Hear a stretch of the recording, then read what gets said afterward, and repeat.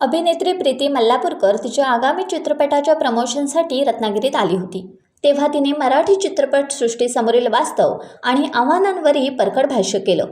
मुंबई, पुण्यासारख्या मोठ्या शहरांमध्ये मराठी चित्रपटांना थिएटर्स मिळवण्यासाठी मोठा संघर्ष करावा लागतो, ही वस्तुस्थिती त्यांनी मांडली.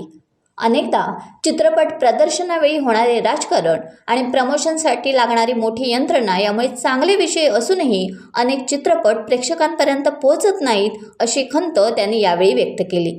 कलाकारांनी केवळ पैशांच्या मागे न धावता दर्जेदार कलाकृतींना प्राधान्य देऊन एकत्र येणे गरजेचे असल्याचे त्या यावेळी म्हणाल्या. आपण महाराष्ट्रामध्ये सगळे महाराष्ट्रीयन असताना आजही म्हणावं तसं मराठी सिनेमाला प्रेक्षक नाही, मान्यच करावं लागेल. त्याचा पण कारण शोधलेत का? त्याचं मी सांगते तुम्हाला. मेनली 2 कारण आहेत. एक तर आपला जो मराठी प्रोड्युसर आहे तो कुठेतरी कमी पडतो प्रमोशनला, कारण की शेवटी हा पैशाचा खेळ आहे. तुम्ही सपोज 1 करोड रुपये लावलेत एक फिल्म बनवायला, पण जर तुम्ही ती फिल्म लोकांपर्यंत पोचवली नाहीत, लोकांना कळलं नाही, तर ती लोक कसे बघायला जाणार? त्यामुळे हा सर्वात मोठा प्रॉब्लेम आहे. आणि दुसरी म्हणजे आपण पोचत नाही लोकांपर्यंत.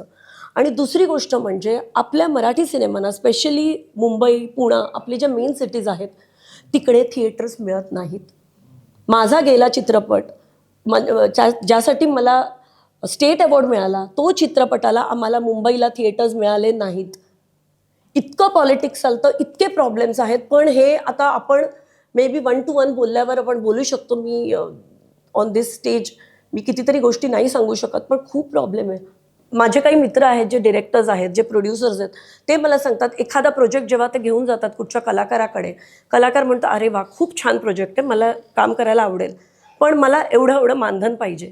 अरे तू जर एवढं मानधन मागतोस, तू गॅरंटी देतोस का की तू एवढं मानधन देऊन तू थिएटर फुल करून दाखवशील? कुणी आज मराठीतला कुठचाही ॲक्टर, मराठी काय हिंदीतला पण मी सांगते, कोणी तुम्हाला गॅरंटी देऊ शकत नाही की त्याच्या नावाने पिक्चर चालेल.